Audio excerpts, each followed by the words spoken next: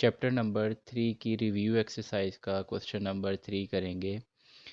Let you universal set है जिसमें 1 से लेकर 10 तक एलिमेंट्स हैं।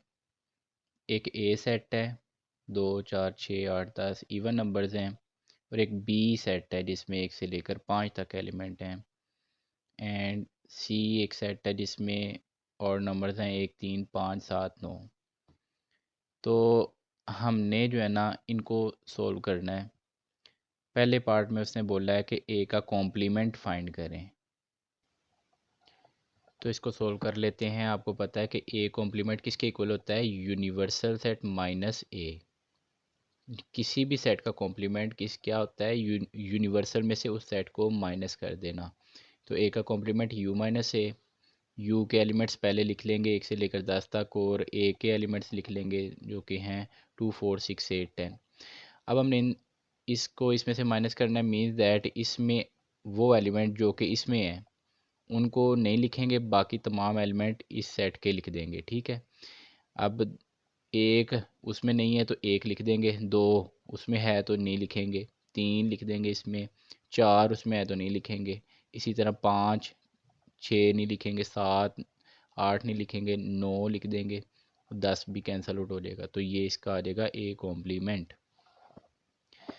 अभी हम इसका बी कॉम्प्लीमेंट देखते हैं। बी कॉम्प्लीमेंट भी उसी तरह यू माइनस ए फाइंड करेंगे।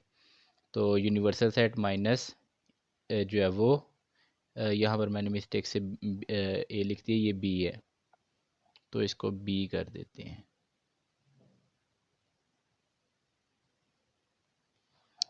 तो यूनिवर्सल में से हमने क्या करना है? माइनस करना है बी सेट को। बी सेट के एलिमेंट हैं 1 2 3 4 5। अब इसमें से हम ये वाले एलिमेंट को माइनस कर देंगे, बाकी बच जाने वाले लिख लेंगे, वो होंगे 6 7 8 9 10। थर्ड है ए यूनियन बी फाइंड करना है। ए सेट यूनियन बी सेट, इन दोनों को हम मिलाकर असेंडिंग ऑर्डर में लिख लेंगे, मतलब छोटे से बड़ा। तो 1 2 3 4 5, फिर आ जाएगा 6 8 और 10। ध्यान से लिखना है, ठीक है। तो ये सारे एलिमेंट भी आ गए, ये भी आ गए। फोर्थ पार्ट में उसने बोला है कि ए माइनस बी फाइंड करें। ए सेट लिख लिया, माइनस बी सेट लिख लिया। अब हमने इसके अंदर से वो एलिमेंट माइनस करने हैं जो एक इसके अंदर मौजूद हैं। 2 उसमें है, कैंसिल आउट हो जाएगा। इसके बाद 4 उसमें है, कैंसिल आउट हो जाएगा। 6 उसमें नहीं है तो 6 लिख लेंगे। 8 उसमें नहीं है तो 8 भी लिख लेंगे। 10 उसमें नहीं है तो 10 भी लिख लेंगे। इसके बाकी बच जाने वाले एलिमेंट आपने नहीं लिखने, ठीक है, सिर्फ इसके लिखने हैं। फिफ्थ पार्ट में उसने ए इंटरसेक्शन सी फाइंड करने को बोला है, तो ए सेट लिख लेंगे, इंटरसेक्शन सी सेट। इंटरसेक्शन में आपको पता है हमने क्या करना होता है, जो कॉमन एलिमेंट होते हैं दोनों सेट्स के वो लिखने होते हैं। अब देखें इन दोनों सेट्स में कोई एलिमेंट है जो कॉमन हो, तो ये इवन है, ये ऑड है। इन दोनों में कोई एक एलिमेंट भी ऐसा नहीं है जो कि दोनों में पाया जाता हो, तो ये इसका आंसर होगा नल सेट।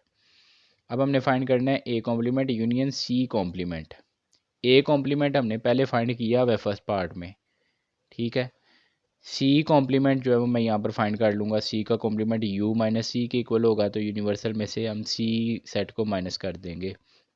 1 3 5 7 9, जब इसमें से निकालेंगे तो इवन नंबर्स बाकी बच जाएंगे, 2 4 6 8 10। अब हम A complement union C complement find कर लेंगे। तो ए कॉम्प्लीमेंट मैंने आपको फाइंड करके दिखा दिया था, यूनियन सी कॉम्प्लीमेंट यहाँ से ये वाला सेट आ जाएगा। अब इन दोनों का यूनियन निकालना है, ये है और नंबर, ये इवन नंबर है। तो देख लेते हैं, एक आ जाएगा, फिर 2 3 4 5। तो इसका मतलब 1 से लेकर 10 तक ये सारे नंबर्स आ जाएंगे। इसका एट्थ पार्ट कर लेंगे जिसमें उसने बोला है कि A complement union C find करें। तो ए कॉम्प्लीमेंट हमने फाइंड किया हुआ है, उसकी वैल्यू लगा दी, यूनियन सी की वैल्यू लगानी है जस्ट। तो ये आ गया। इन दोनों का यूनियन निकालना है, मीन्स इनको मिला देना है। तो 1 3 5 7 9, क्योंकि ये दोनों एक जैसी सेट हैं तो इनका यही आंसर आ जाएगा। लास्ट पार्ट है इसका, हमने फाइंड करना है यू का कॉम्प्लीमेंट। यू मीन यूनिवर्सल, ठीक है, इसको बोलते हैं यूनिवर्सल। यूनिवर्सल का हमने फाइंड करना है कॉम्प्लीमेंट।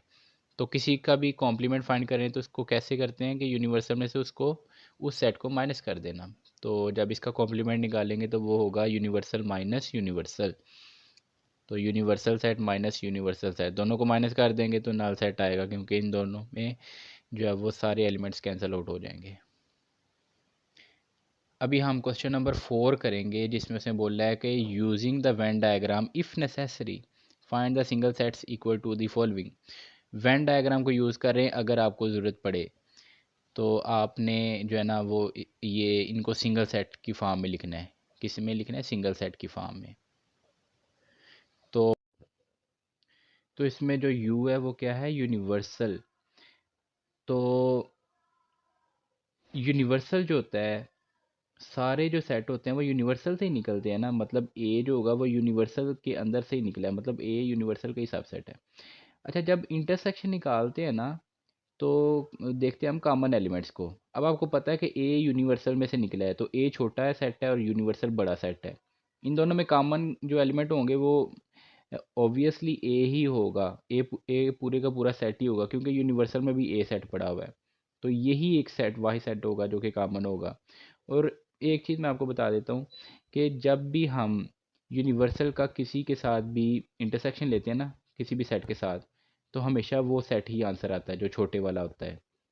और अगर हम यूनिवर्सल का यूनियन लें ना किसी भी सेट के साथ, तो उसका आंसर यू आता है, यूनिवर्सल।